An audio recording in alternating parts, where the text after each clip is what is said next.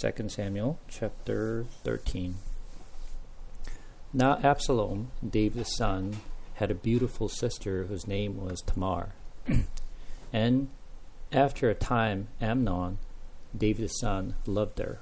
And Amnon was so tormented that he made himself ill because of his sister Tamar. For she was a virgin, and it seemed impossible to Amnon to do anything to her.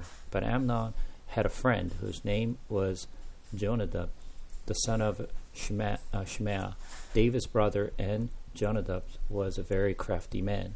And he said to him, O son of the king, why are you so haggard morning after morning? Will you not tell me? Amnon said to him, I love Tamar, my brother Absalom's sisters.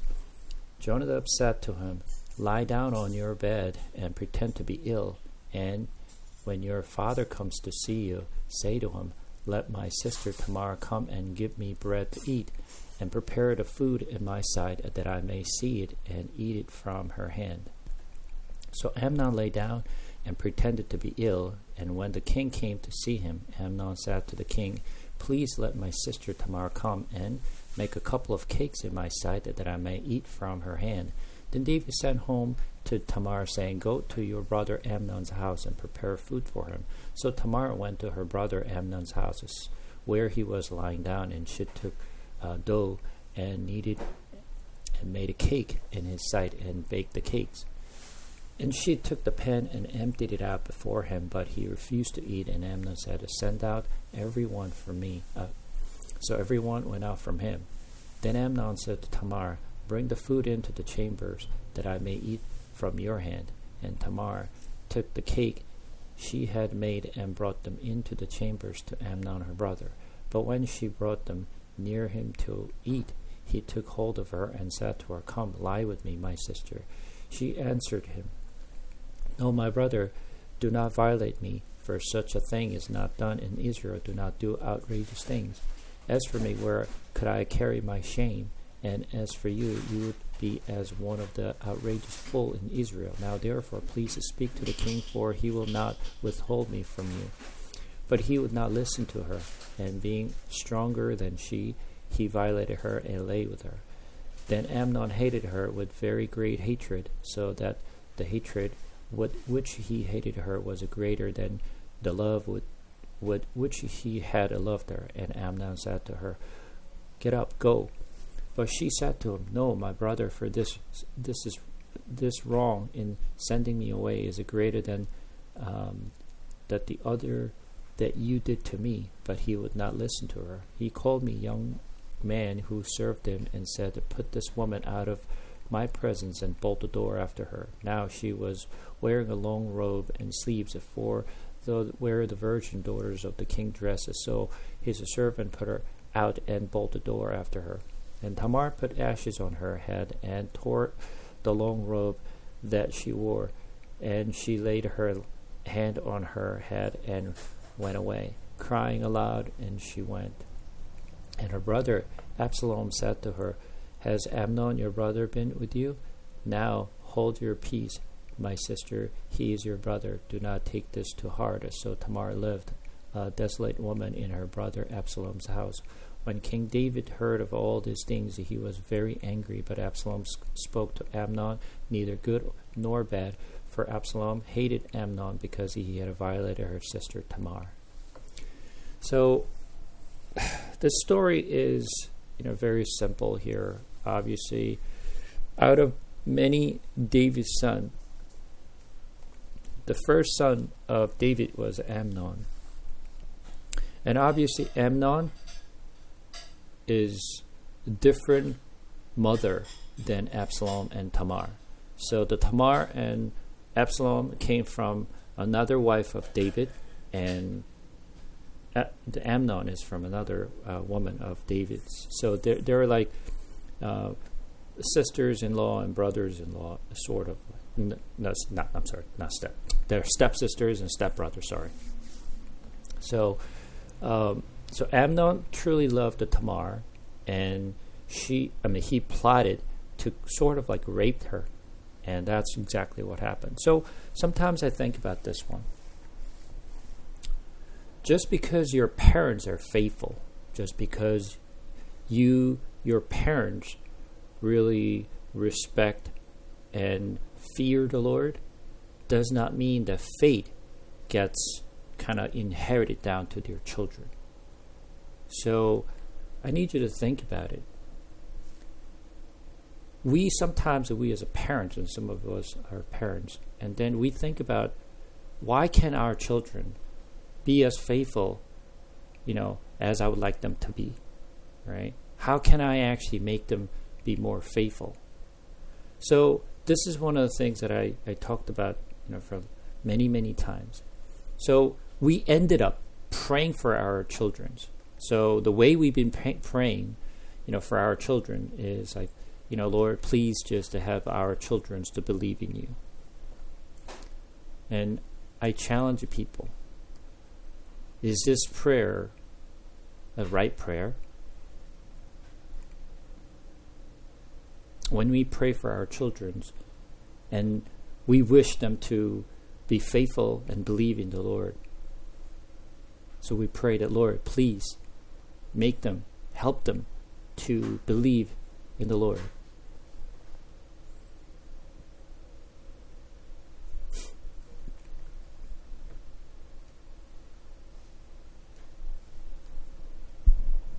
Yeah.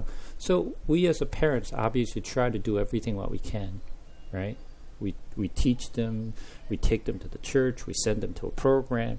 We try everything what we can possibly to change them, right? But a lot of times what we find is their faith does not grow as we expect them to be. So, we find, especially a lot of the, when we grow up in church, we see the pastor's children's or elders' children's or the deacons and deaconesses' children's, they don't follow their parents' faith many of the times. And we were very disappointed as a parent. Why don't they really believe in the Lord? But the point here is, as you get to see the story, as we get to the first king and second king, we're going to see it much clearer. But God as a father, I want you to put God as Father, which is He's our Heavenly Father, and we are all children of God.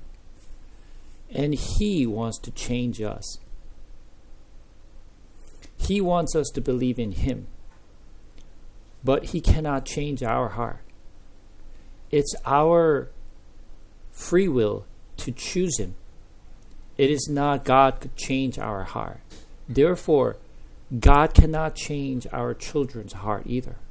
God cannot make our children to believe in Him. It is, as Tony pointed out, is a personal choice. We cannot make people to believe in the Lord, or God cannot make them to believe. It is their personal choice. It is not because we're parents or we're children. We cannot change neither their parents' heart nor the children's heart. This is their personal choice, whether they believe in the Lord or not. Even David was very faithful to the Lord. And as you know, he pretty much, except a few incidents, he pretty much trusted in the Lord entire his life. But he could not control his own children. And this is the battle that David had. Even with the children of David, he could not change their children's heart to believe in the Lord. So it is not totally parents' fault. We will do our best to really, guide them and nurture them, and we give them anything that they need to really kind of like, lead them to the Lord. But ultimately, they're the one who's going to have to make that decision. No one can. So my suggestion is, instead of praying to the Lord that said, change my children to believe in you, which God's answer will be like, I want to change your son's heart. I want to change your daughter's heart, but I can't. So instead of praying to the Lord to change our children's heart, we have to change our prayer the way we should pray. Obviously, our children's influenced by many other factors, right? The most things that, our children are influenced by, their friends.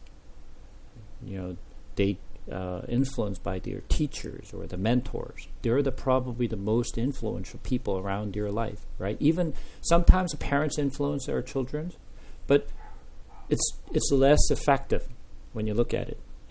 They don't really follow our trait. They don't really listen. But when we try to say something, they don't want to listen to it.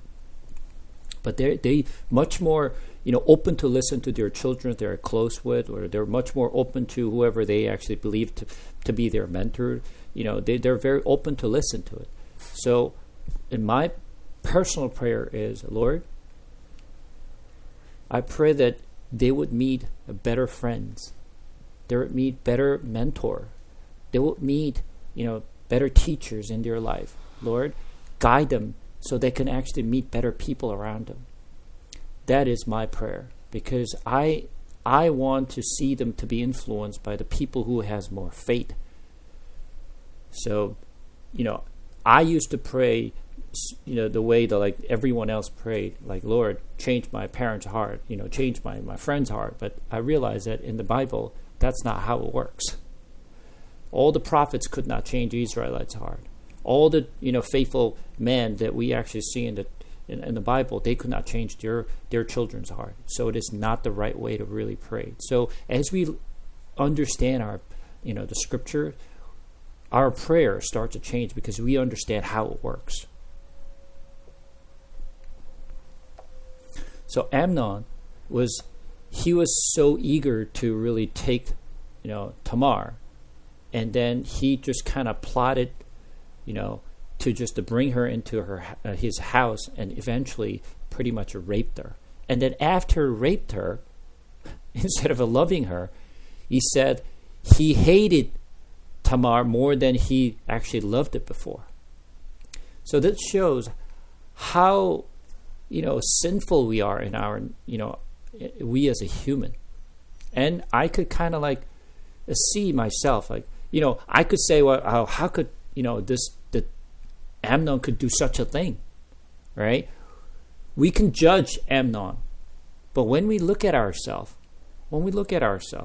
even though we may not have actually raped another woman, or if you don't really have done anything wrong to this woman, but think about it. Do I have a lust in my heart? Whether it's a man or a woman, it doesn't really matter. Do I have a lust in my heart? The Lord said, if you have a lust in your heart, you already committed adultery. So we are no different than actually Amnon. So we judge them like, how could this guy do such things? He's evil. But in God's eyes, we're no different than Amnon. We're the same. We just have to learn ourselves. This is not the Amnon's story. We could be in his shoes. We could be doing exactly the same thing. We may not actually take actions the way he did it, but in our heart, we may. So this is something we have to learn ourselves. We have to look what kind of man we are. We are just sinful in natures that we think of all the sinful things one way or another. Whether it's a woman or whether it's a man, it doesn't really matter. And then, continue on. After 2 years, Absalom had sheep shearer at Baal Hazor, which is near Ephraim. And Absalom invited all the king's sons. And Absalom came to the king and said, Behold, your servant has a sheep shearers. Please let the king and his servant go with your servants. But the king said to Absalom, No, my son, let us not all go, lest we be burdensome to you. He pressed him, but he would not go, but give him his blessing. Then Absalom said, If not, please let my brother Amnon go with us. And the king said to him, Why should he go with you? But Absalom pressed him until he let Amnon and all the king's sons go with him. Then Absalom commanded his servant, Mark when Amnon's heart is merry with wine, when I say to you, Strike Amnon and kill him. Do not fear. Have I not commanded you? Be courageous and be valiant. So the servant of Absalom died did to Amnon, and Absalom had commanded. Then all the king's sons arose, and each mounted him mules and fled. While they were on the way, news came to David: Absalom had struck down all the king's sons, and not one of them are left. Then the king arose and tore his garment and lay on the earth, and all his servants who were standing by tore their garments. By Jonadab, the son of Shemiah, David's brothers, said, "Let not my lord suppose that they had killed all the young men, the king's sons, for Amnon alone is dead. For by the command of Absalom, this has been determined from the day he violated his sister Tamar. Now therefore, let not my lord the king so take it to the heart as to suppose that all the king's sons are dead, for Amnon alone is dead." But Absalom fled, and the young man who kept the watch lifted up his eyes and looked, and behold, many people were coming from the road behind him by the sides of the mountain. And Jonadab said to the king, "Behold, the king's sons have come, as your servant says, so it has come about." And as soon as he had finished speaking, behold, king's sons came and lifted up their voice and wept. And the king also and all his servants wept very bitterly. But Absalom fled and went to Tamar, the sons of the Ammihud, the king of Geshur. David mourned for his son day after day. So Absalom fled and went to Geshur, and went there 3 years. And the spirit of the king longed to go out to Absalom, because he was comforted about Amnon since he was dead. So now I want you to kind of think about this one in a perspective of, how the story started in Genesis. After Adam and Eve was casted out from the Garden of Eden, and he had a son, right? The first son was Cain. Second son was Abel. So what happened to them? So Cain really didn't like the way God actually accepted the Abel's, offering, and he was jealous, and then he called him out to the field and then actually stoned him to death, right? So the start of the sin was killing someone. And when you look at the David's story, his sons are killing each other. They're raping, they're killing. So when you look at their story, it is no different from the story of Cain and Abel. It is sinful man's act. We kill, we rape. So what did Jesus say? If you hate your brother, that's equal to you kill that person. Right? If you have a lust in your heart, you already have adulterers act with that person. So what does that mean? We're no different than killer. We're no different than the person, like Amnon was just, raping someone. No different. We're in the same boat. That's who we are. We as a sinner in nature, this is what we do. We pull ourselves and then say, wow, how these guys would do such a thing. They're like raping, their sisters, and they're killing their brothers. Like, how could they do such a thing? But we're no different. So we have to see ourselves from the story here. So continue on. Chapter 14. Now Joab, the son of Zeruiah, knew the king's heart, went out to Absalom. And Joab sent to Tekoa and brought him from there a wise woman, and said to her, "Pretend to be a mourner and put on mourning garments. Do not anoint yourself with oil, but behave like a woman who has been mourning many days for the dead. Go to the king and speak to him." So Joab put the words in her mouth. When the woman of Tekoa came to the king, she fell on her face to the ground and paid homage, and said, "Save me, O king."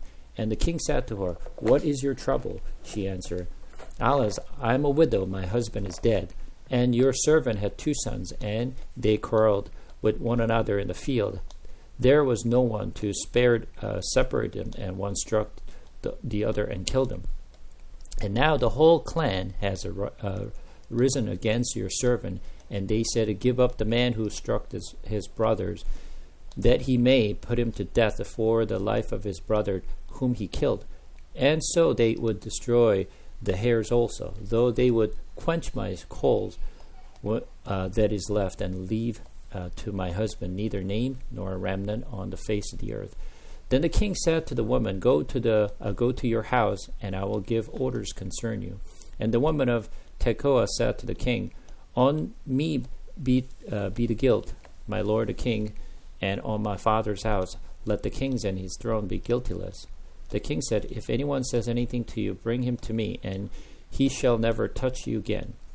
Then she said, Please let the king invoke the Lord your God, that is avenger of blood, kill no more, and my son be not destroyed. He said, As the Lord lives, not one hair of your son shall fall to the ground. Then the woman said, Please let your servant speak a word to my lord the king. He said, Speak. And the woman said, Why then you have planned such a thing against the people of God? For is giving this decision the king convicts himself, inasmuch as the king does not bring his banished one home again. We must all die. We are all like water spilled on the ground, which cannot be gathered up again. But God will not take away life, and he devises means so that the banished one will not remain an outcast. Now I have come to say this to my lord the king, because the people have made me afraid, and your servant thought, I will speak to the king. It may be that the king will perform the request of his servants. For the king will hear and deliver his servant from the hand of the man who would destroy me and my son together from the heritage of God. And your servant thought, the word of my lord, the king will set me all rest. For my lord the king is like the angel of God, to discern good and evil. The Lord your God be with you. Then the king answered the woman, Do not hide from me anything I ask you. And the woman said, Let my lord the king speak. And king said, Is the hand of Joab with you in all this? The woman answered and said, As surely as you live, my lord the king, one cannot turn to the right hand or to the left from anything that my lord the king has said. It was your servant Joab who commanded me. It was he who put all these words in the mouth of your servant. In order to change the course of things, your servant Joab did this. But my Lord has wisdom like the wisdom of the angel of God, to know all things that are on the earth. Then the king said to Joab, Behold, now I grant this. Go, bring back the young man Absalom. And Joab fell on his face to the ground and paid homage and blessed the king. And Joab said, Today your servant knows that I have found favor in your sight, my lord the king, in that the king has granted the request of his servant. So Joab arose and went to Geshur and brought Absalom to Jerusalem. And the king said, Let him dwell apart in his own house. He is not to come into my presence. So Absalom lived apart in his own house and did not come into the king's presence. Now in all Israel there was no one so much to be praised for his handsome and appearance as Absalom. From the soles of his foot to the crown of his head there was no blemish in him. And when he cut the hairs of his head, for at the end of every year he used to cut it, when it was heavy on him, he cut it. He weighted the hair of his head 200 shekels by the king's weight. There were born to Absalom 3 sons and 1 daughter whose name was Tamar. She was a beautiful woman. So Absalom lived 2 full years in Jerusalem without coming into the king's presence. Then Absalom sent to Joab to send him to the king, but Joab would not come to him. And he sent a second time, but Joab would not come.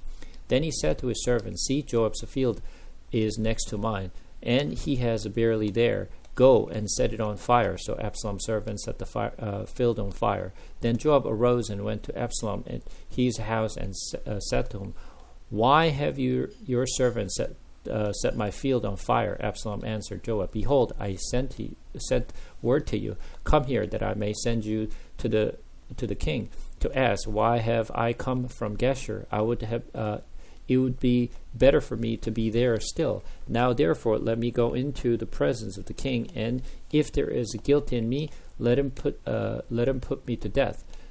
Then Joab went to the king and told him, and he summoned Absalom. So he came to the king and bowed himself and on his face to the ground before the king, and then king kissed Absalom. So when you read the story of this woman who actually Joab sent to King David, as you read the story, what does the story looks like to you?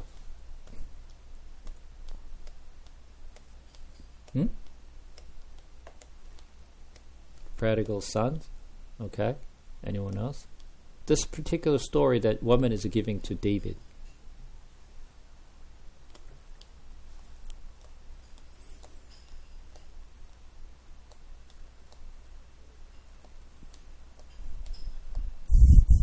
Exactly. It's the story of the Cain and Abel. It's the same exact story. Because the Cain killed Abel, right? So Cain was afraid that people's going to kill him, right? So he came to the Lord, right? I'm afraid that people's going to kill me. So what did the God do to him?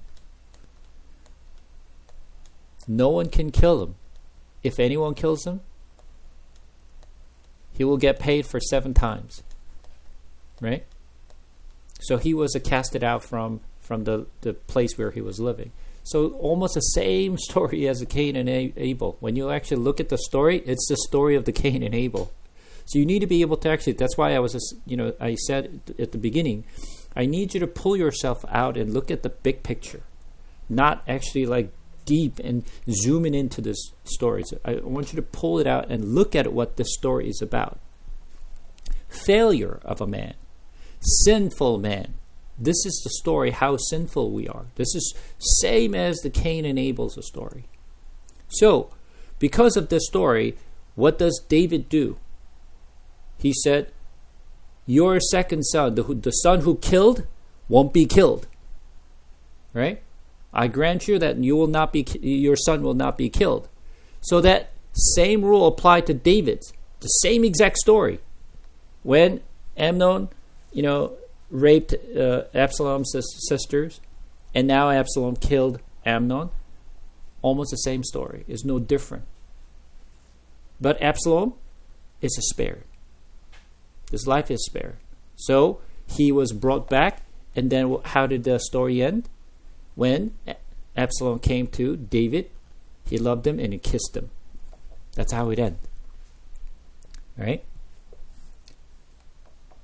So I need you to be able to kind of like look at the story as a big picture. Don't look at the story as Amnon, Tamar, or like Absalom's and David. I don't want you to separate story. I want you to kind of like look at what the story is actually referencing is what you really need to see. And then once you actually look at it from that perspective, you will see what the overall story is going to go. Okay?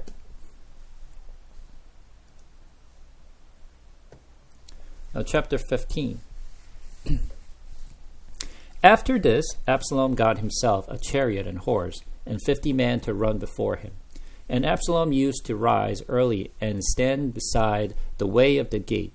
And when any man had a dispute to come before the king for judgment, Absalom would call to him to say, "From what city are you?" And when he said, "Your servant is of such and such a tribe in Israel," Absalom would say to him, "See, your claims are good and right, but there is no man designated by the kings to hear you." Then Absalom would say, "Oh, that I were judge in the land. Then every man with the dispute or cause might come to me, and I will give him justice."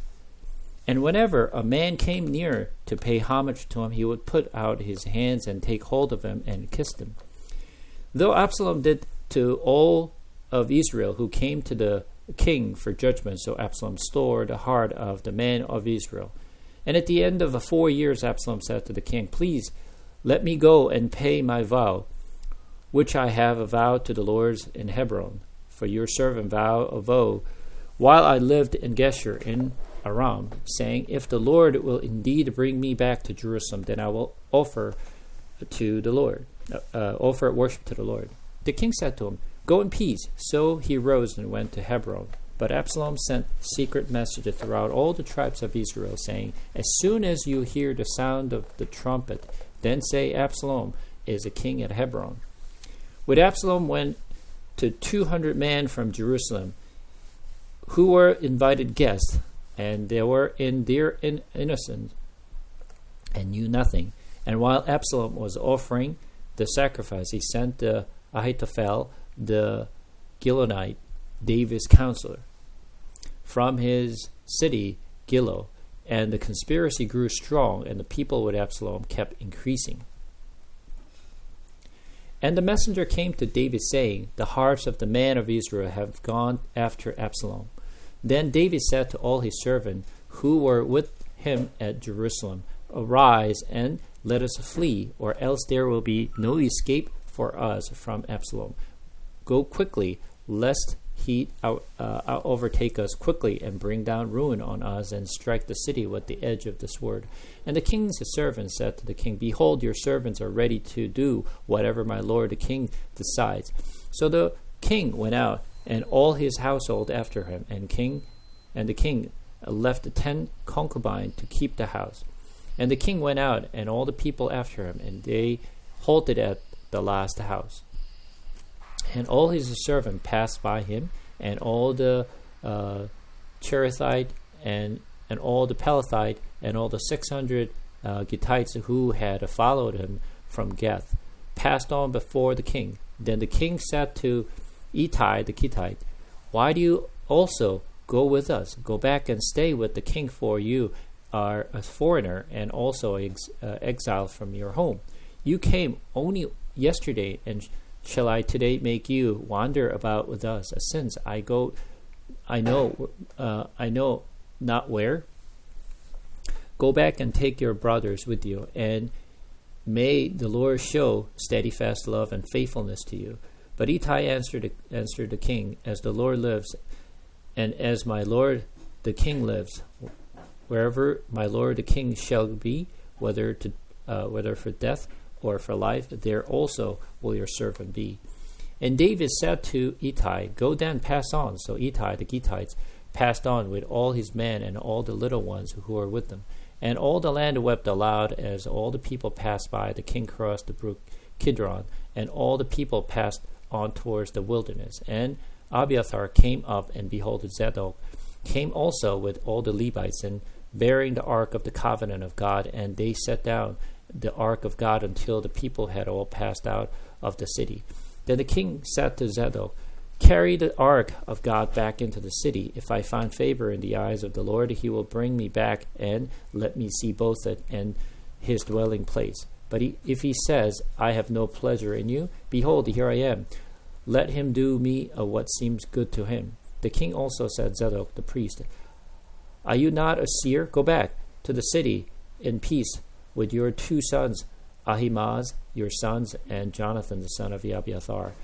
See, I will wait at the ford of the wilderness until word comes from you to inform me. So Zadok and Abiathar carried the ark of God back to Jerusalem, and they remained there. But David went up to the ascent of the Mount of Olives, weeping as he went barefoot, and with his head covered, and all the people who were with him covered all his heads, and they went up and weeping as they went. And it was told David, Ahithophel is among the conspirator with Absalom. And David said, O Lord, please turn to the counsel of Ahithophel into foolishness. While David was coming to the summit where God was worshipped, behold, Hushai the Archite came to meet him with his coat torn and dirt on his head. David said to him, If you go on with me, you will be a burden to me. But if you return to the city and stay to Absalom, I will be your servant, O king, as I have been your father's servant in time past. So now I will be your servant. Then you will defeat for me the counsel of Ahithophel, and not Zadok and Abiathar the priest with you there. So whatever you hear from the king's house, tell Zadok and Abiathar the priest. Behold, their 2 sons are with them. There, Ahimaaz and Zadok's son, and Jonathan, Abiathar's sons. And By them you shall send to me everything you hear. So Hushai, David's friend, came to the city just as Absalom was entering Jerusalem. Okay, so let's take a look at the story here. Absalom killed his brother. He actually took revenge, for his sisters, and he killed Amnon. And then he fled, and he was brought back. And then David kissed him. So, from David's perspective, he forgave Absalom's sin. And he did not have to get killed, but his life was spared.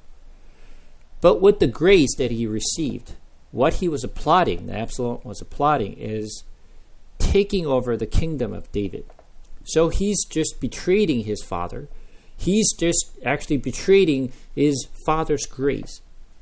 What does this Absalom is actually doing? God created us. He created Adam and Eve in the Garden of Eden, right? But they did not obey God's word, right? And then they were expelled out of that, Garden of Eden. Now, their children, Cain and Abel, they kill, and Cain's life was spared. But look what happened after Cain's life was spared. What his descendants were doing. All the evil stuff. When you go back to the Genesis, descendants of all the Cains, they did great work except following the Lord. So he took completely opposite take. Rather than really, be thankful for the grace that he received and then, being worshiping or fear the Lord, he took different turn. He was trying to protect himself. He was building all his stuff by himself. He was not relying on the Lord. Compared to his another brother, Seth. What did Seth do? Did he do anything that we know of? Well, since we didn't really cover Genesis, maybe you guys don't remember. All right, let's go back to Genesis for a second.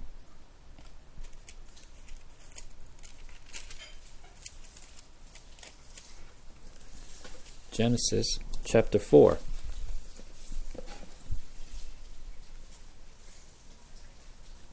We're going to read from verse 16. Then Cain went away from the presence of the Lord and settled in the land of Nod, east of Eden. Cain knew his wife, and she conceived and bore Enoch. When he built the city, he called the name of the city after the name of his sons, Enoch. Enoch was born Irad, and Irad fathered Mehujael, and Mehujael fathered Methushael, and Methushael fathered Lamech. And Lamech took two wives, and the name of one was Adah, and the name of the other Zillah. Adah bore Zabar. He was the father of those who dwell in tents and have livestock, and his brother was Jubal. And he was the father of all those who play the lyre and pipe. And Zillah also bore Tubal Cain, and he was the forger of all instruments of bronze and iron. The sister of Tubal Cain was Naamah. Lamech said to his wife, Adah and Zillah, hear my voice. You wife of Lamech, listen to what I say. I have killed a man for wounding me, a young man for striking me. If Cain revenge is a sevenfold, then Lamech's is a 77fold. And Adam knew his wife again, and she bore a son, and called his name Seth. For she said, God has appointed for me another offspring instead of Abel, for Cain killed him. To Seth also a son was born, and his name Enosh. At that time people began to call upon the name of the Lord. So here in this story, you will see the comparison. What comparison do you see? The comparison of Cain and his descendants versus Seth and his descendants. So when you look at these two families, two brothers, the descendants, what did actually Cain's descendants do? right? They were actually did great things, right? They actually started all this like making, tools. They're creating the entertainment business, and they do all these great things that people can enjoy. But what they do was they're actually killing people, and they do evil things. That's what Cain and his descendants did. Compared to Seth, what did Seth or his descendants do? According to the scripture. According to the scripture, there's no really mention of what their descendants do or did, except one thing. They started to call on the name of the Lord. That's the only thing they did. That's the comparison between Cain's and Cain's descendants versus a Seth and Seth's descendants do. So, Cain's descendants have done a great thing that should be recognized by the people. But what they didn't do, they did not follow the Lord, trust the Lord, or did not walk in the way of the Lord.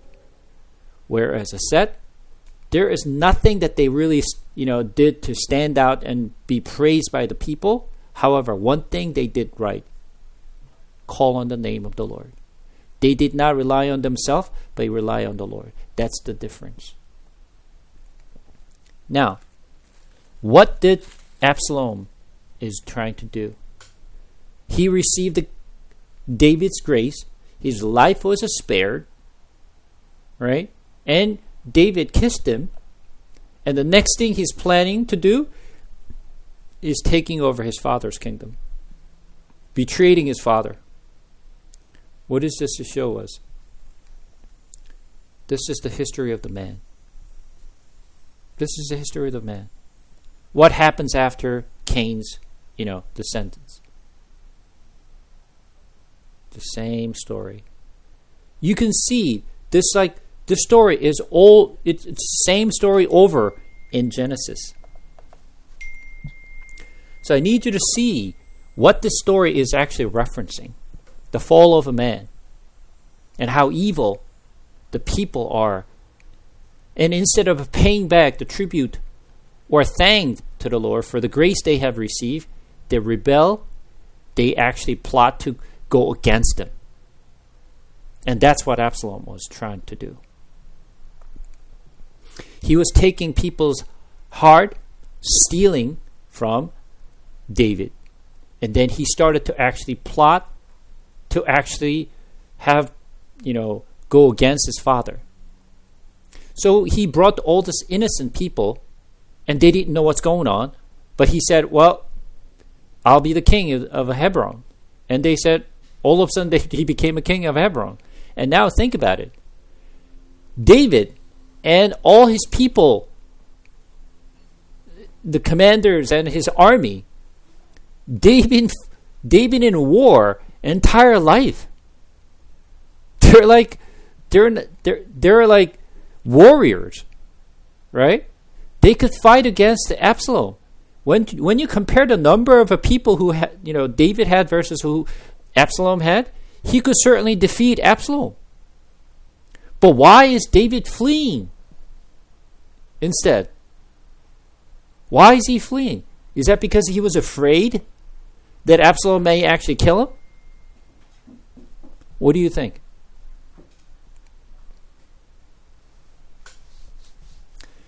There's two reasons why he actually fleeing. Number one reason, he doesn't want to actually kill his own people. Number one, he doesn't have a war against his own people. And two, he doesn't want to actually kill his own son. That's why he's fleeing. But now, he left the palace, and then he's running away. And where did he cross? Where did he cross? We read it together.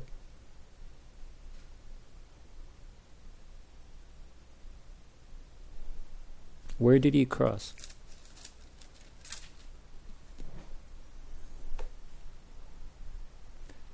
Kidron Valley.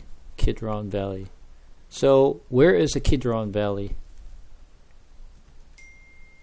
Does anyone know? The brook Kidron.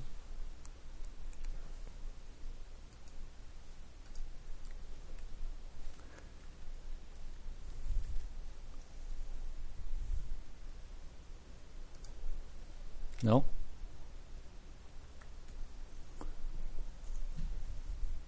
Okay, let me see if I can actually find the image here.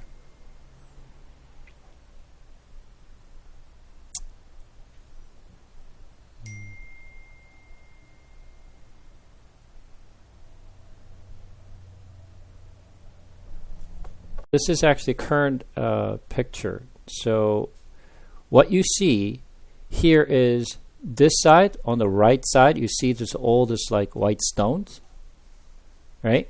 On the right side, you see there's all this white stuff here on the right. This is all tombs. Everything what you see on the right, it is all tombs. You know where this is?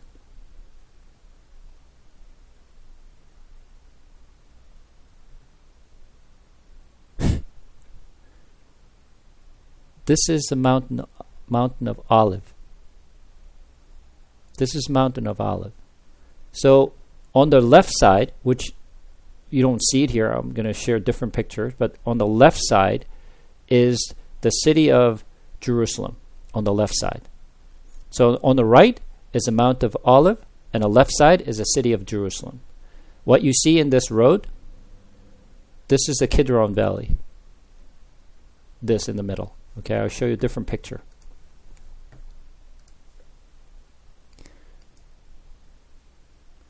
You see this this area is like, you know, this side is very high compared to like this is like a valley, right?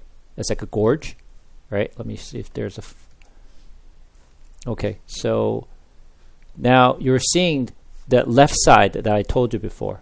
Okay, this is the left side that I showed you before. This is actually the wall of the Jerusalem city. Let me see if I can find a better picture here.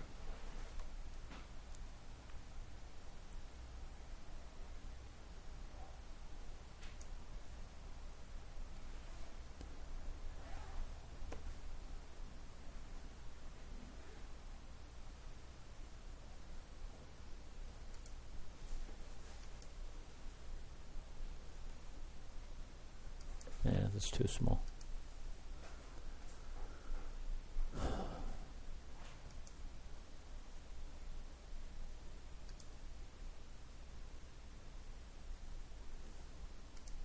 Okay. You see, I told you about the right side. Those are all stone, the tombstones. Right, this is the right side. So in the middle is what I just showed you before. This is a Kidron Valley. Now, this is today's picture, by the way. So on the left side, I showed you before. Have you seen this? Whenever you see actually Jerusalem, you see the Dome of Rock, the golden, the rock here. You know this, like every time you actually see the Jerusalem, that you see actually this, whatchamacallit, yeah, that's the mosque. That's the mosque. So right there, you won't see it here, but here is the Western Wall, which is the people stand there, they're praying, right? That's where this is. So, yeah, Wailing Wall. So this is the left side, and this is the right side. And in between, between the Jerusalem to the Mountain of Olive, this is the Mount of Olive, okay? In the middle, what separates between Jerusalem's to this the palace to the Mountain of Olive, that's where the Kidron Valley is. So what David did was he was fleeing from here, crossing this Kidron Valley, and coming to the Mount of Olive. Okay? Now you see this? Okay. Now stop here. Now, so he was fleeing from his own people. Right? He was fleeing from his own people and from his sons. So he crossed the Kidron Valley, and he actually flee. And now, just remember that he actually crossed the Kidron Valley for now. Before we actually talk about the Kidron Valley, so let's talk about other stuff here. Now, when you look at this story, you will see there's a name. There's a man named Ittai, which is not a common name that people remember. No one really knows who he is, and it's not a name that you would remember anywhere in the Bible, because no one really cares about this name. Is this guy Ittai? But I truly touched by this guy named Ittai. He's the Gittite. All right, who's the Gittite?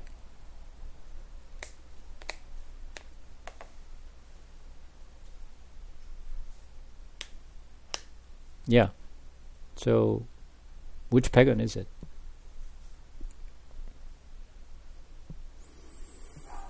He was a Philistine. You're absolutely correct. Let's get a little more closer. Gittite. We talked about this last week or the week before. Not Hittite. Gittite.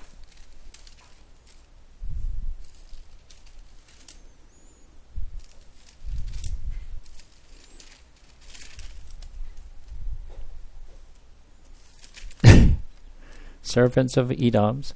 And what's his name? Obed Edom, right? And he was also Gittite. And Gittite is, where is he from?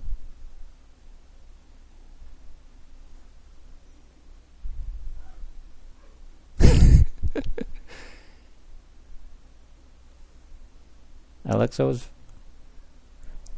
Gad. And the person that we know very well, Goliath, exactly. Gittite is actually from the town where Goliath is from. So imagine this guy Ittai. David is fleeing, right?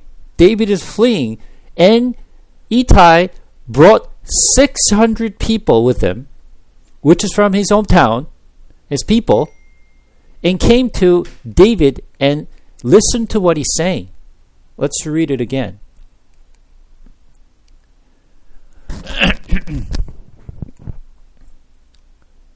Where is it? So when you look at it from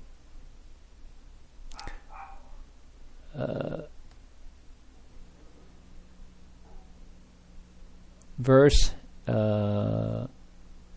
19. The king said to Ittai, the Gittite, why do you go along? Why do you also go with us? Go back and stay with the king, for you are foreigners and also an exile from your home. You came only yesterday. This does not mean he actually came yesterday. He was like, you came, long ago. And shall I today make you wander about with us? And since I go, no, not where. Go back and take your brothers with you, and may the Lord show steadfast love and faithfulness to you. But Ittai answered the king, as the Lord lives, and as my lord the king lives, wherever my lord the king shall be, whether or for death or for life, there also will your servant be. Listen to listen to what he's saying. I mean, now David is fleeing from his son, right? But Ittai wanted to go with David. Wherever you go, Lord, I will be with you. He's just like, he's not even Israelite. The Israelite is going against him, but the pagan is from like the town where Goliath is from, right?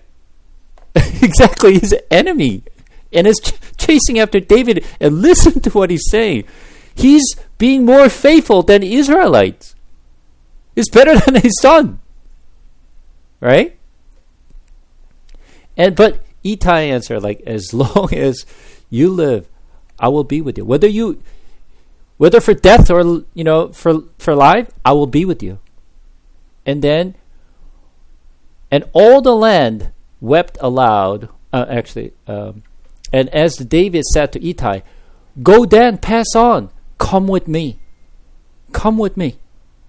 So Ittai the Gittite passed on with all his men and all his little ones who were with him. So 600 people came with him, stay with David, fleeing together.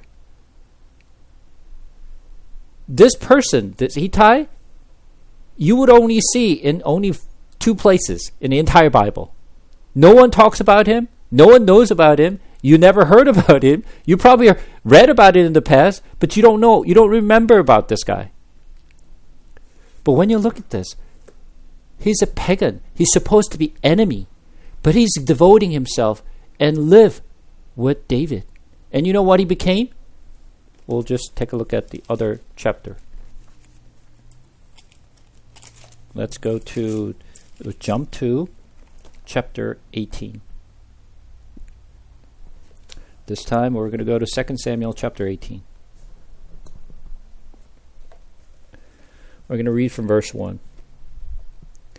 Then David mustered the men who were with him and set over them commanders of 1,000 and commanders of 100s. And David sent out the army, 1/3 under the command of Joab, 1/3 under the command of Abishai, the sons of Zeruiah, Joab's brother, and 1/3 under the command of Ittai the Gittite. You see? Joab and his brother Abishai, the sons of Zeruiah. I told you that they are David's nephew, right? His nephew, right? The middle ones got killed by Amasa before, remember? So he's no longer there. So only 2 brothers left. But now, David divided his army into 3 different parts. And one went to Joab, the other one went to Abishai, and third one went to Ittai the Gittite. One of the most important army, 1/3 of his entire army went to this guy. This is the only 2 places you're going to find about him. There's no other places you will hear about him. Okay? So, but when you look at this, pagan enemy is following him. Right? Now, we're going to go a little more. So you will understand where I'm going with this. Now let's go to chapter 16. When David had passed a little beyond the summit, Ziba, the servant of Mephibosheth, met him with a couple of donkeys saddled, bearing 200 loaves of bread, 100 bunches of raisins, and hundreds of summer fruits, and skin of wine. And the king said to Ziba, "Why have you brought this?" Ziba answered, "The donkey are for the king's household to ride on, and the bread and the summer fruit for the young man to eat, and the wine of those who faint in the wilderness to drink." And the king said, "And where is your master's son?" Ziba said to the king, "Behold, he remains in Jerusalem, for he said, 'Today the house of Israel will give me back the kingdom of my father.'" Then the king said to Ziba, "Behold, all that belonged to Mephibosheth is now yours." And Ziba said, "I pay homage. Let me ever find favor in your sight, my lord the king." When the king David came to Bahurim, where there came out a man of the family of the house of Saul, whose name was Shimei, the son of Gera, and as he came, he cursed continually, and he threw stones at David and all the servant of a king David, and all the people and all the mighty men were on his right hand and on his left. And Shimei said as he cursed, get out, you man of blood, you worthless man. The Lord has avenged on you all the blood of the house of Esau, in whose place you have reigned, and Lord has given the kingdom into the hand of your son Absalom. See, your evil is on you, for you are a man of blood. Then Abishai, the son of Zeruiah, said to the king, why should this dead dog curse my lord the king? Let me go over and take his head off. Take off his head. But the king said, what have I do with you, your son of Zeruiah? If he is cursing because the Lord has said to him, curse David, who then shall say, why have you done so? And David said to Abishai and to all his servants, behold, my son seek my life. How much more now may the Benjamites leave him alone and let him curse, for the Lord has told him to. It may be that the Lord will look on the wrong done to me, and what the Lord will repay me with good for his cursing today. So David and his men went on the road, and while Shimei went along on that hillside opposite him, and cursed as he went, and threw stones at him, and flung dust. And the king and all the people who were with him arrived weary at the Jordan, and there he refreshed himself. Now Absalom and all the people, the men of Israel, came to Jerusalem, and Ahithophel with them. And when Hushai the Archite, David's friend, came to Absalom, Hushai said to Absalom, long live the king, long live the king. And Absalom said to Hushai, is this your loyalty to your friends? Why did you not go with your friend? And Hushai said to Absalom, no, for whom the Lord and this people and all of the men of Israel have chosen, I will be with him, I will remain. And again, whom should I serve? Should I not be his son? As I have served your father, so I will serve you. Then Absalom said to Ahithophel, give your counsel, what shall we do? Ahithophel said to Absalom, go into your father's concubine, whom he has left to keep the house, and all Israel will hear that you have made yourself the stench to your fathers, and the hands of all who are with you will be strengthened. So they pitched a tent for Absalom on the roof, and Absalom went into his father's concubine in the sight of all Israel. Now, in those days, the counsel that Ahithophel gave was as if one consulted the word of God. So was all the counsel of Ahithophel esteemed, both by David and by Absalom. This was performed due to what God said. Let's go back what God said. So this time, let's turn to chapter 12.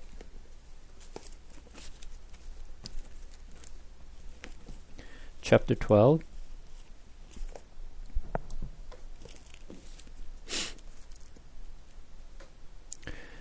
We're going to read from verse 11.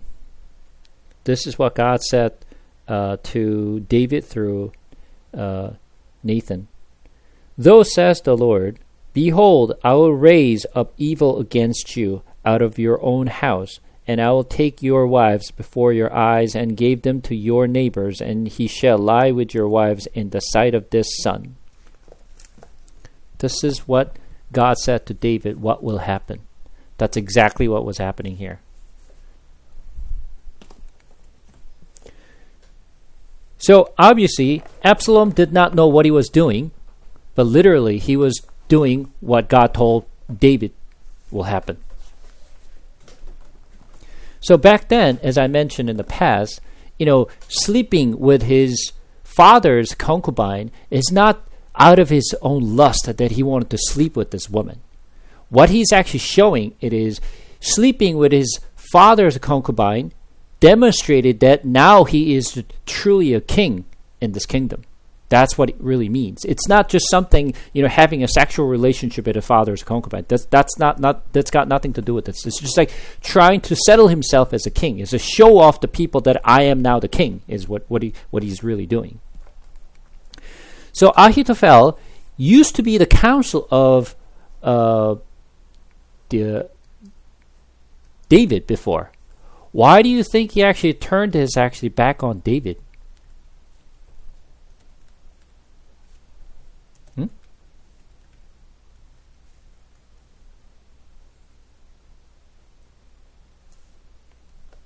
Why do you think Ahithophel is actually turned his back on David and then, gave all this like counsels to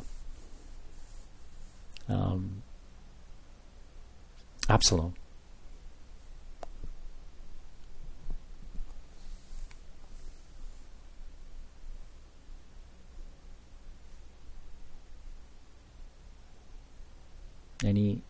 Any guess?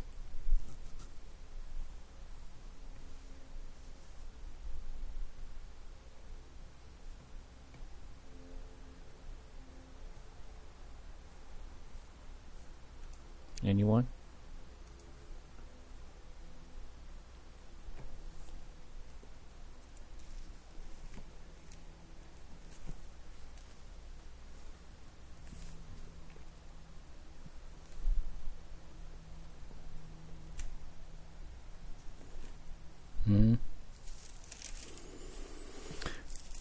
Maybe.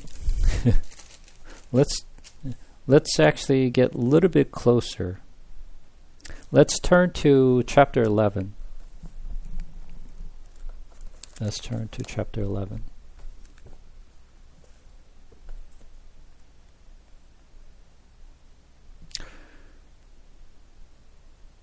We're going to read from verse 2. It happened late one afternoon, when David arose from his couch and was walking on the roof of the king's house, that he saw from the roof a woman bathing, and the woman was very beautiful. And David sent and inquired about the woman, and one said, "Is not this Bathsheba, the daughter of Eliam, the wife of Uriah the Hittite?" Whose daughter is this? Bathsheba?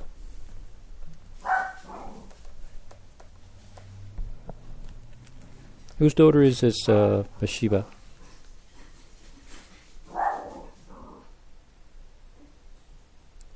Eliam, right? Eliam. Now, this time, I want you to turn to 2 Samuel chapter 23.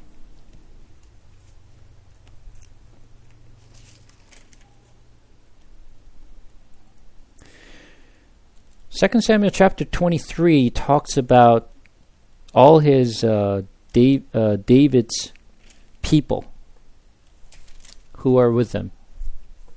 And then we're going to take a look at chapter 23, and we're going to read from verse 34. Elipelet, the son of Ashabai of Makkah, Eliam, the son of Ahithophel, the Gileonites. Then what does this tell you? No, not the... so what is he saying? Ahithophel is what? Eliam was a grandfather of Bathsheba.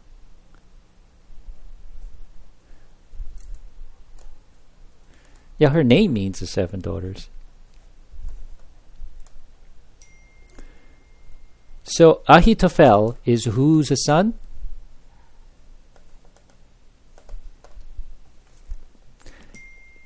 So, no, I'm sorry.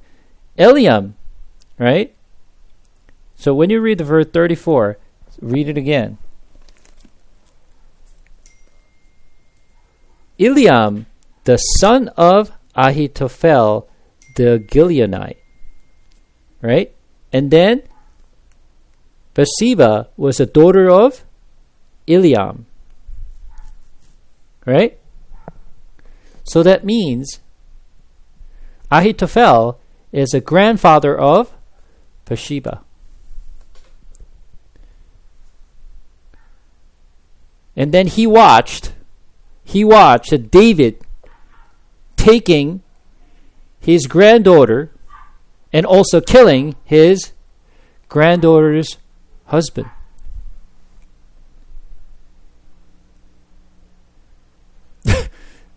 Now, what do you see why Ahithophel is turned his back on David? What is he doing? He's preparing for revengeance. He wants to kill David because for what he had done. So it's like killing each other, revenging each other, right? It's all. Now you understand much clearly. You see what's going on here. And why Ahithophel, all of a sudden, he used to be a David's counselor, and all of a sudden he's turned his back on him, and it's like, I want to kill this guy. Now it makes sense, right?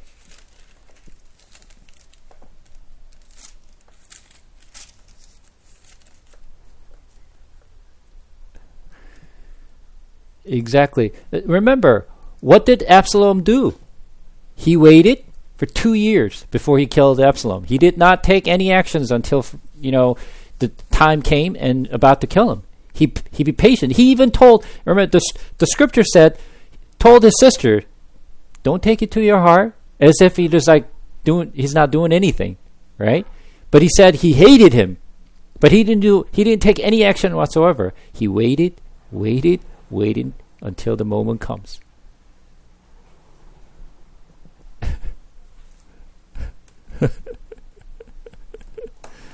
Yeah. So now it makes a lot more sense what is really happening, or how the stories goes. So this is about man's trying to kill each other. They're trying to justify themselves, and they're trying to prove themselves I'm right, you're wrong, so I want to kill you. So this is all the story of the man's failure. Is this story?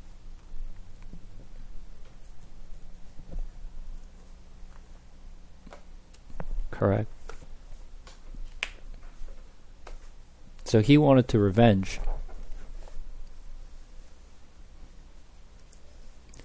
So come back and let's continue on. Let's move on to chapter 17. Moreover, Ahithophel said to Absalom, let me choose 12,000 men, and I'll arise and pursue David tonight. I will come upon him while he was weary and discouraged, and throw him into a panic, and all the people who are with him will flee. I'll strike down only the king, and I will bring all the people back to you as a bride come home to her husband. Seek the life of only one man, and all the people will be at peace. So he's trying to kill who? Just David. We don't need to kill anyone. Just him, David, his father. All right? So Ahithophel is saying, you don't have to kill anybody just to kill David. Now you can see how furious he is, right? Trying to kill David.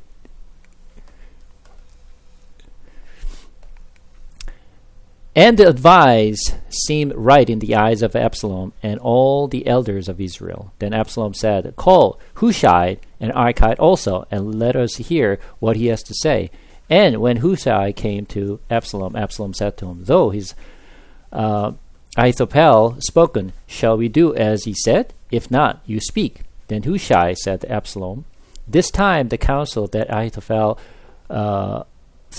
has given is not good.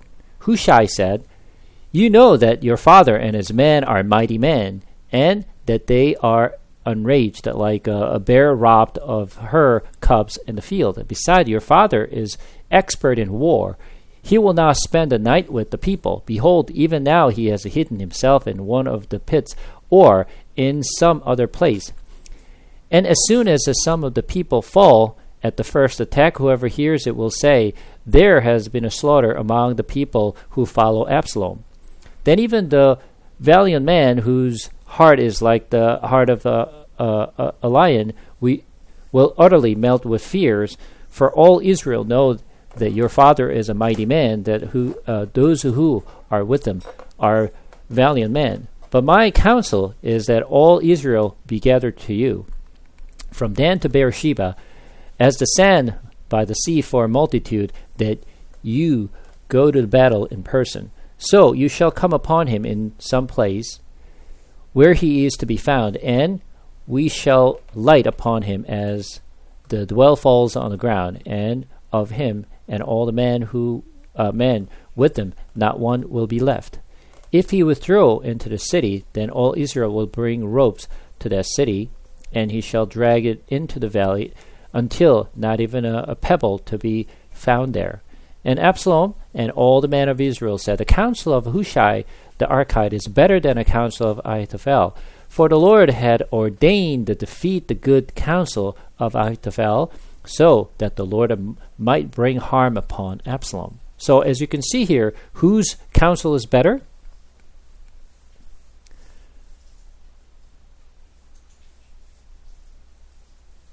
So obviously, Hushai's counsel is not any better. As a matter of fact, Ahithophel's counsel was much better, but God actually fooled people to believe Hushai's counsel was better. Then Hushai said to Zadok and Abiathar the priest, and so did Ahithophel counsel Absalom and elders of Israel, and so have I counseled. Now therefore send quickly to tell David, do not stay tonight at the ford of the wilderness, but by all means pass over, lest the king and all the people who are with him be swallowed up. Now Jonathan and Ahimaaz were waiting at En-Rogel, a female servant who was to go and tell them, and they were to go and tell King David, for they were not to be seen entering the city. But a young man saw them and told Absalom. So both of them went away and quickly and came to the house of a man at Bahurim, who had a well in his courtyard, and they went down into it. And the woman took and spread a covering over the well's mouth and scattered grain on it, and nothing was known of it.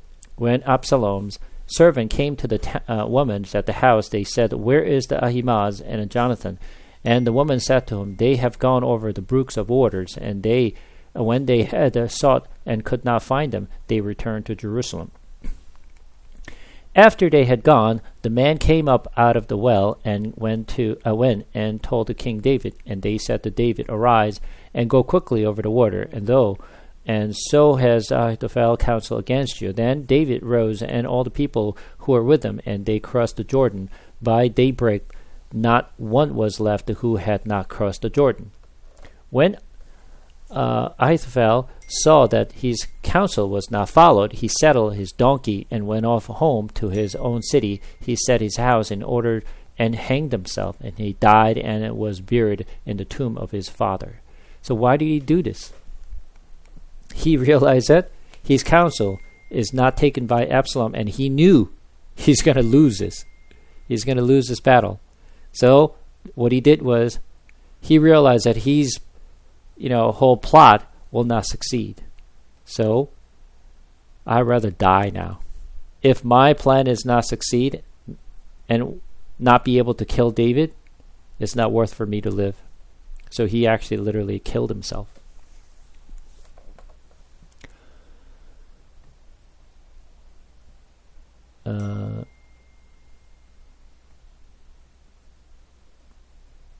Okay, so where was it?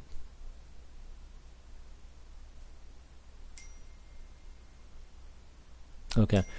Then David came to Mahanaim, and Absalom crossed the Jordan with all the men of Israel. Now Absalom had to set Amasa over the army instead of Joab. Amasa was the son of a man named Ithra the Ishmaelite, who had married to Abigail, the daughter of Nahash, the sister of Zeruiah, Joab's mother. So who is Amasa?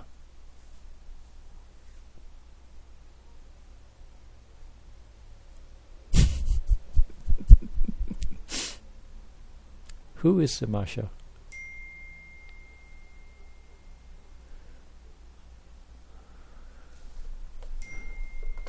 It's very difficult, huh? Amasa is another David's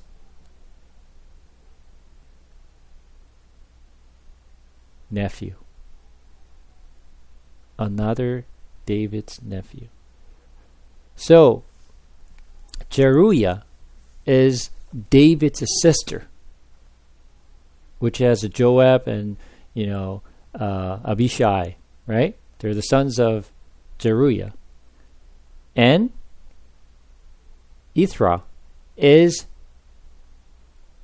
Zeruiah's sister. David has two sisters. One is Zeruiah, the other one is Ithra. No, actually, not Ithra. Nahash, I'm sorry. Nahash and Zeruiah, they're both the sisters of David. And Amasha was a son of who? Nahash.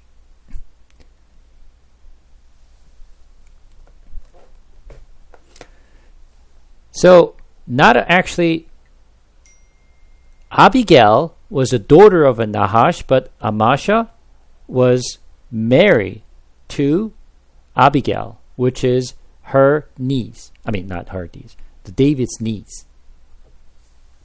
So, like, David's niece's husband is Amasha. And Israel and Absalom encamped in the land of Gilead.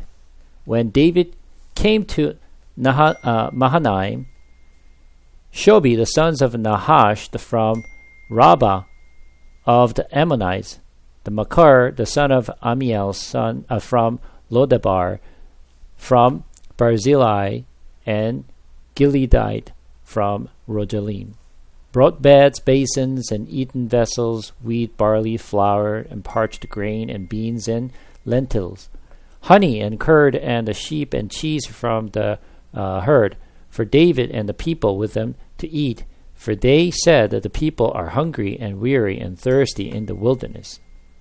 And who brought this?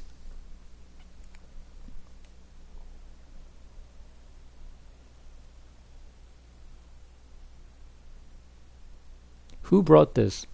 When David camped at Mahanaim, Shobi, the son of Nahash from Rabbah of the Ammonite, Makir, the son of Amiel from Lodebar, and Barzillai, the Gileadite from Rojalim. So he's been fed, and the pagans brought all this food to David. So you will see that a lot of the pagans are actually helping David rather than Israelites. Right? Let's continue on.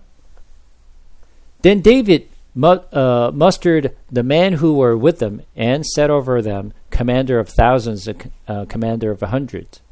And David sent out of the army 1/3 under the command of Joab and 1/3 under the command of Abishai, the son of Zeruiah, Joab's brothers, and 1/3 under the commands of Ittai the Gittite. And the king said to the man, I myself will also go out with you.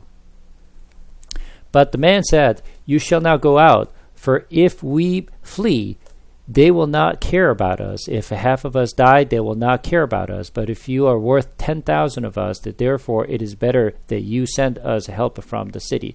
The king said to them, Whatever seems best to you, I will do. So the king stood at the side of the gate, while all the army marched out by hundreds and by the thousands. And the king ordered Joab and Abishai and Ittai, Deal gently for my sake with the young man Absalom. And all the people heard when the king gave orders to all the commanders about Absalom. When you look at this, you're out of your mind. Your son is trying to kill you, but you still love him. And what does love looks like to you? He's still loving the guy who tried to kill him. When Jesus Christ died on the cross, what did he say?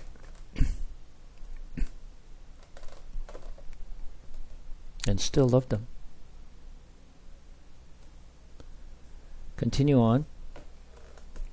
So the army went out into the field against Israel, and the battle was fought in the forest of Ephraim. And the men of Israel were defeated there by the servant of David, and the loss there was great on that day, 20,000 men. The battle spread over the face of all the countries, and all forests to devour more people that day than the sword. And Absalom happened to meet the servant of David. Absalom was riding on his mule, and the mule went under the thick branches of a great oak, and his head caught fast in the oak, and he was suspended between heavens and earth, while the mule that was under him went on. So imagine, it's kind of like his hair stuck on the branch, okay? It's like hung on the branch. His hair was so thick, right? He couldn't get out of that branch because like his hair stuck on the branch, literally. And then donkey went on. He was literally just like hanging. He was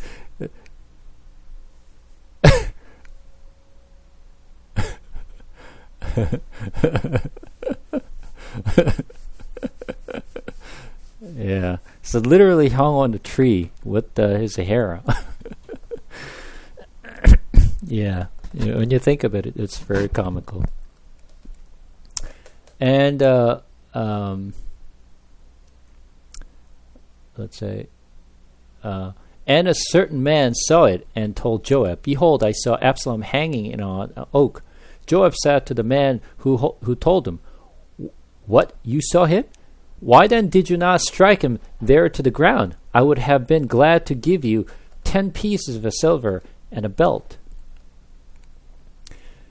But the man said to Joab, "Even if I fell in my hand and weighed up 1,000 pieces of silver, I would not reach out my hand against the king's sons.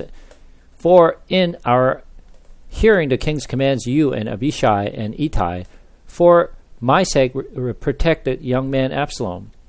On the other hand, if I had dealt treacherously against his life, and there is nothing hidden from the king, then you yourself would have stood aloof." Joab said, "I will not waste time like this with you." And he took 3 javelins in his hand and thrust them into the heart of Absalom, and while he was still alive in the oak. Then 10 young men, Joab's armor bearers, surrounded Absalom and struck him and killed him. Then Joab blew the trumpet, and the troops came back from pursuing Israel, for Joab restrained them. And they took Absalom and threw him into the great pit in the forest, and raised over him a very great heap of stones. And all the Israel fled, every one to his own home. Now Absalom in his lifetime had taken and set up for himself the pillar that is in the Kidron Valley, for he said, "I have no son to keep my name in remembrance." He called the pillar after his own name, and it is called to Absalom's monument to this day. So Joab and Absalom, what relationship are they?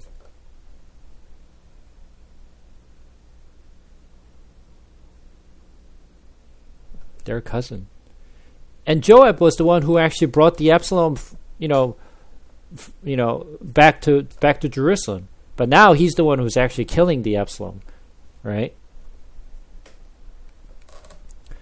So Joab, he pretty much did everything what he think is a benefited David.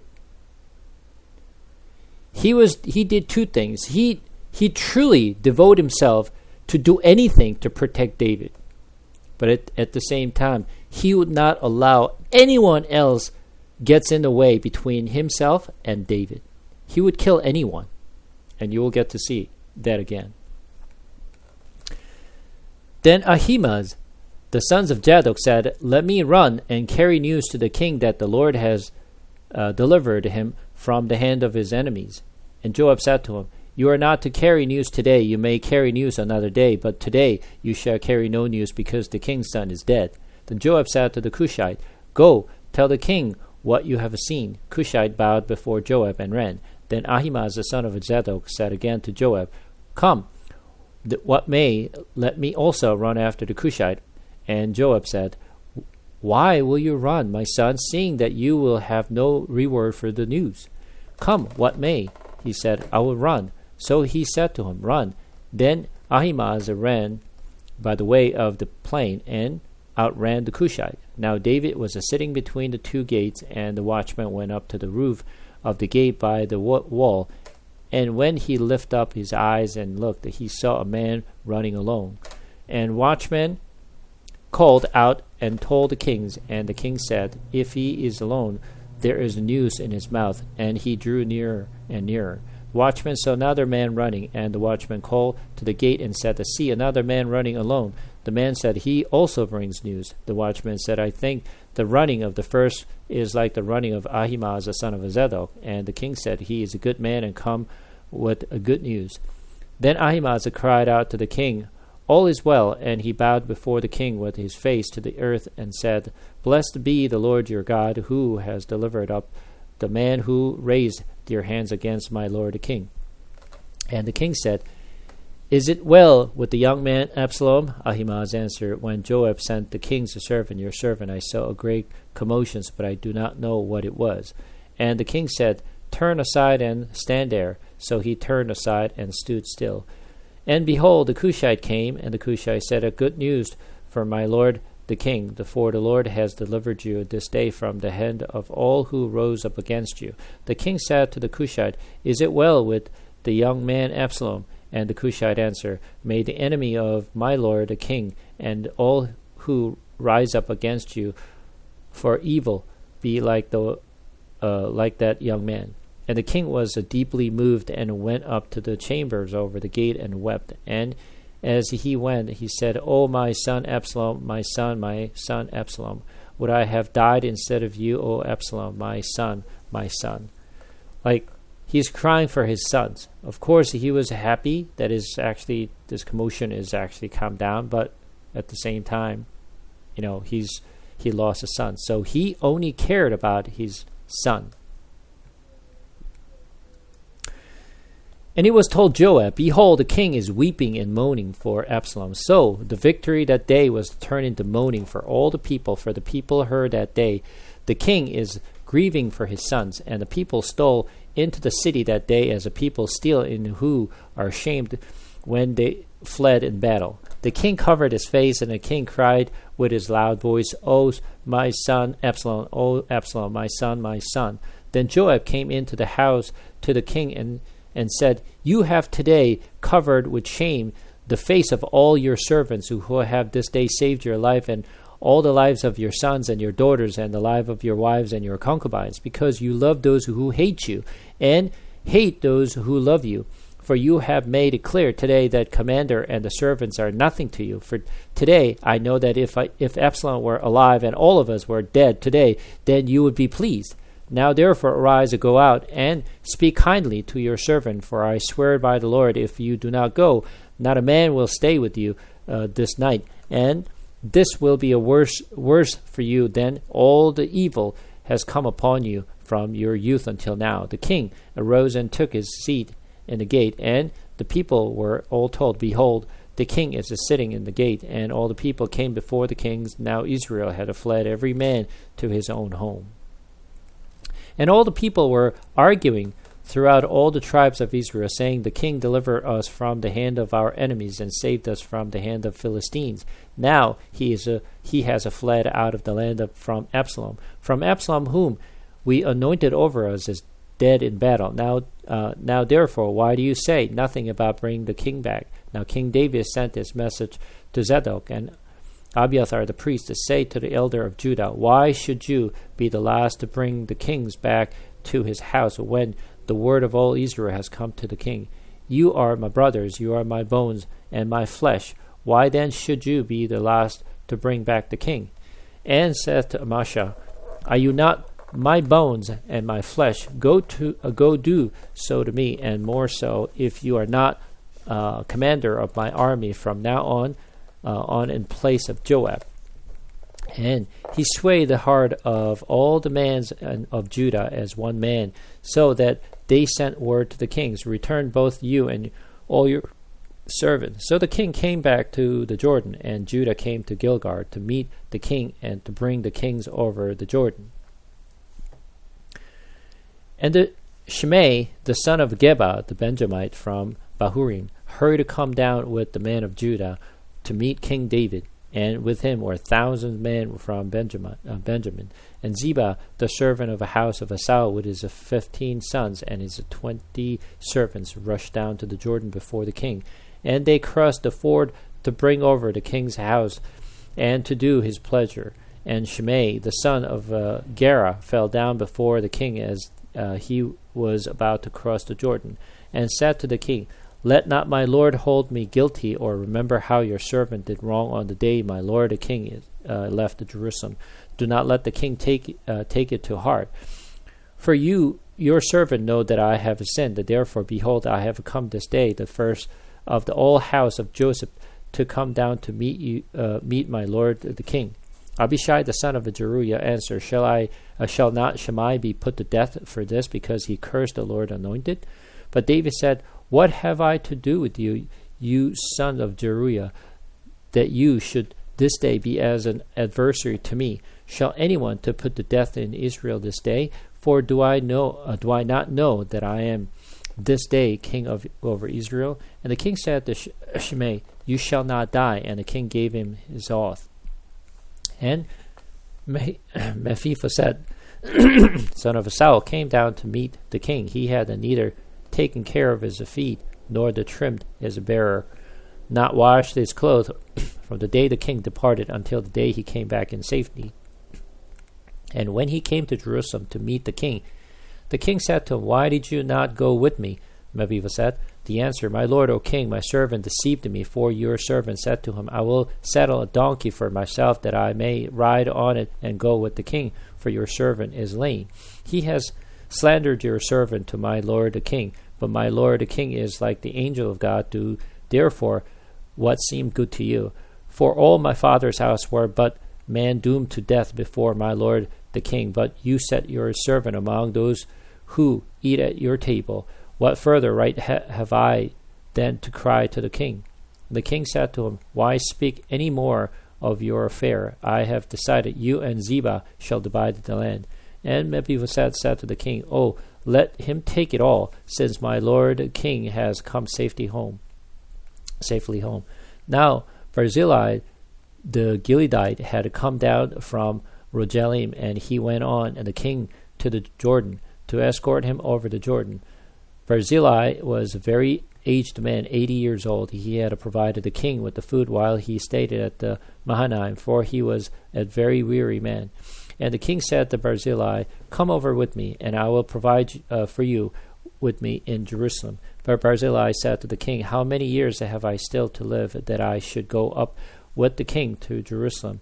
I am this day 80 years old. Can I discern what is pleasant and what is not? Can your servant taste of what he eats or what he drinks? Can I still listen to the voice of a singing man and singing woman?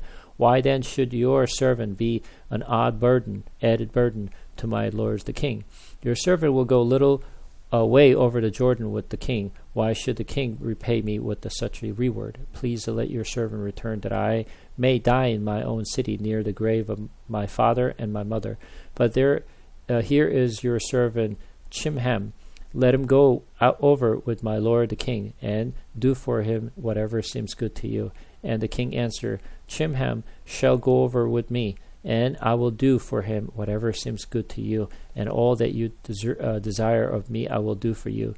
Then all the people went over the Jordan. The king went over, and the king kissed Barzillai and blessed him, and he returned to his own home. The king went on to Gilgal, and Chimham went on with him. All the people of Judah and also half the people of Israel brought the king on his way. Then all the men of Israel came to the king and said to the king, "Why have our brother, the man of Judah, stolen you away and brought the king and his household over the Jordan, and all the David men with him?" All the men of Judah answered, and the man of Israel, "Because the king is our close relative. Why then are you angry over this matter? Have we eaten at all the kings of expenses, or has he given us any gift? And the man of Israel answered the man of Judah, we have 10 shares into the kings, and in David also we have more than you. Why then did you despise us? Were we not the first to speak to bring back our king? But the word of the man of Judah were fiercer than the word of the man of Israel. Now, let's take a look at this one. Absalom was trying to actually take over the kingdom from David. So David flee, and he actually left the palace and crossed the valley of Kidron. When he crossed the valley of Kidron, where do you think he reached?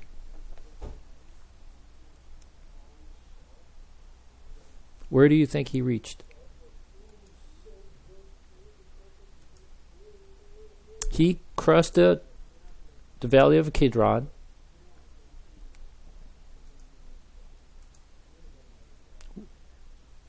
No.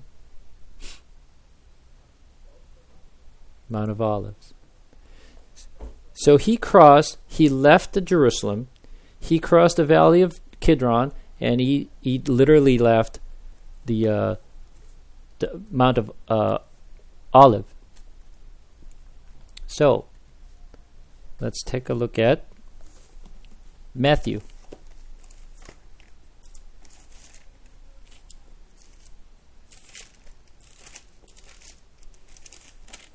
No, is that Matthew?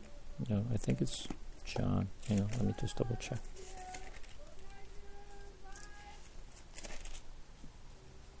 No, it's actually John chapter 18.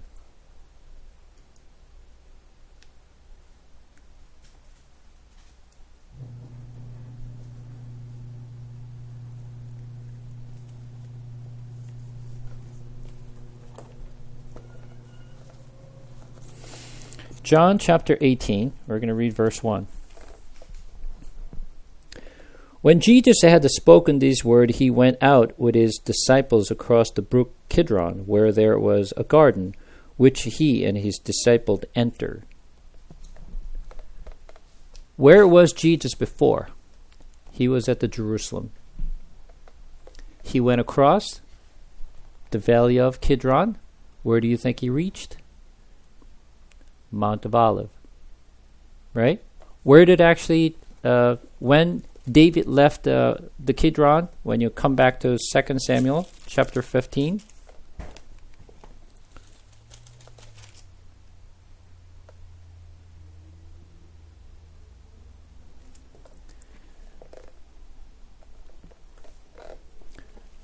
Second Samuel chapter 15, we're going to read verse 30. But David went up the ascent of the Mount of Olive, weeping as he went, barefoot, with his head covered, and all the people who were with him covered their heads, and they went up weeping as they went. Where did he go? Mount of Olive. Isn't that odd? Isn't that odd? Right? So, his own people was trying to kill David. His own people of Israel trying to kill Jesus. He had to go across the valley of Kidron. He had to go to the Mount of Olive. And later, obviously Jesus died on the cross. Right? Then he's going to come back. Right? He's going to come back to where he left. He's going to come back to Mount of Olive, and then come back to the Jerusalem again. So coming back. So he shows that how Jesus fled over to Mount of Olive, where he cried out. The Gethsemane is where he actually cried out. Right? And same thing, what you saw was Mount of Olive, that's where he wept. Right? It's the same story. But eventually, Jesus will come back, restore his kingship, restore his people. Right? That's exactly the same story. So when you look at it just the David story, and if you read as just a story of, David, you will not be able to see the big picture.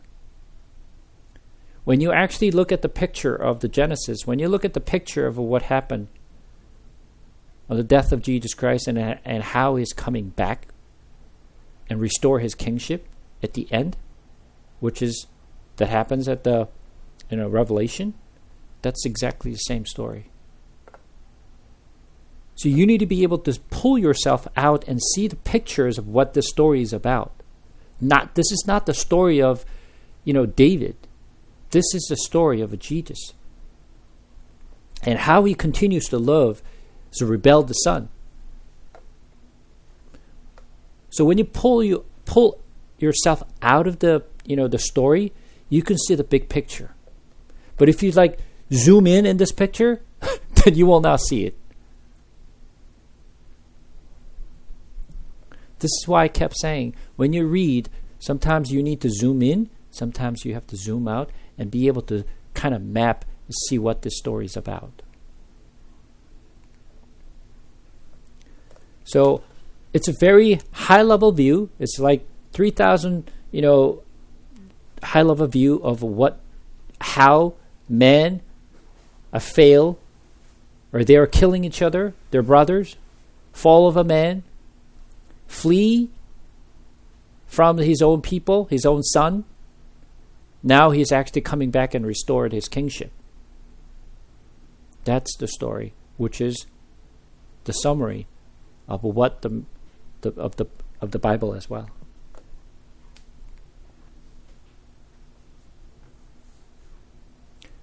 So up to here, any question?